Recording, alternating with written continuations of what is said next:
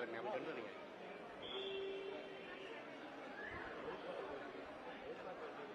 அனைத்து கட்சி கூட்டமும் நடைபெறுது.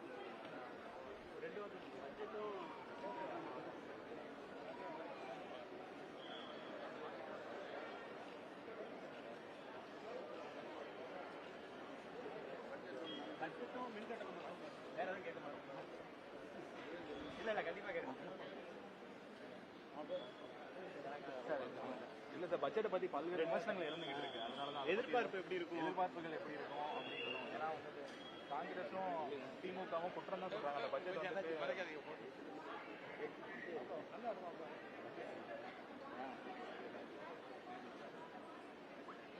மின்கட்டண போராட்டம் இது மட்டும் இல்லை, பட்ஜெட் மட்டும் எதிர்பார்ப்பு என்ன மட்டும்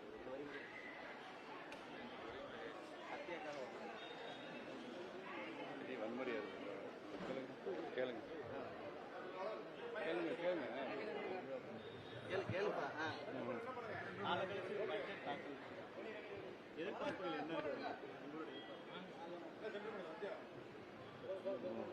நகட்டிட்டே போறீங்க, இடம் இருக்கானே.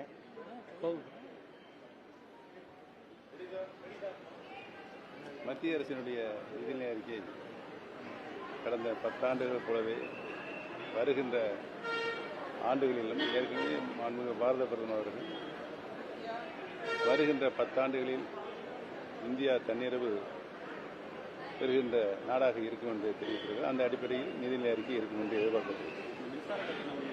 மின்சாரம் அடிக்கடி உயர்த்தி பாமர மக்கள் மேல்திட்ட மக்கள் வரை மிகப்பெரிய சுமையை திமுக அரசு தந்திருக்கிறது. இது அனைத்து தரப்பட்ட மக்களையும் மிகவும் பாதிக்கும் என்று தெரிவித்திருக்கிறது. இது குறித்து நீண்ட விரிவான அறிக்கை நாங்கள் வெளியிட்டிருக்கிறோம். காவிரி பிரச்சனையில் கர்நாடகம் தொடர்ந்து புறக்கணிக்காதாங்க. தமிழக அரசும் அதை குறித்து அனைத்து கட்சி கூட்டத்தில் முடிவெடுக்கப்பட்டிருக்கின்ற செய்திகளை பத்திரிகையில் பார்த்தேன். மாண்புமிகு இதய தெய்வம் புரட்சித் தலைவி அம்மா அவர்கள் காவிரி பிரச்சனையில் தமிழகத்திற்கு பெற வேண்டிய நீரை சட்டபூர்வமாக உச்சநீதிமன்றம் சென்று வாதாடி போராடி பெற்றுத் தந்திருக்கிறார்கள். அதை நடைமுறைப்படுத்துகின்ற பொறுப்பு இங்கு ஆளுகின்ற மாநில அரசுக்கு மாண்புமிகு முதலமைச்சர் திரு ஸ்டாலின் அவர்களுக்கு உண்டு என்பதை தெரிவித்திருக்கிறேன். அவர் தனக்குள்ள செல்வாக்கை இந்தியா கூட்டணியில் இருப்பதனால் கர்நாடக அரசுக்கு அழுத்தம் கொடுத்து நீரை பெற்றுத் தருவதில் முனைப்பாக இருக்க வேண்டும் என்பதை தெரிவித்திருக்கிறேன். 2 வருஷத்துக்கு அப்புறம் ஒரு தேர்தலுக்கு திமுக ஒருங்கிணைப்பு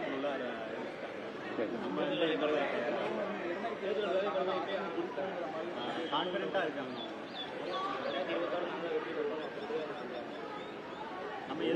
ஒவ்வொரு அரசியல் கட்சியும் தேர்தலை சந்திக்கின்ற போது அவர்கள் நாங்கள் தான் மீண்டும் வெற்றி பெறும் என்று சொல்வது வாடிக்கையாகும் என்று முடிவு இறுதி தீர்ப்பு மக்களோட கையில் இருக்கிறது.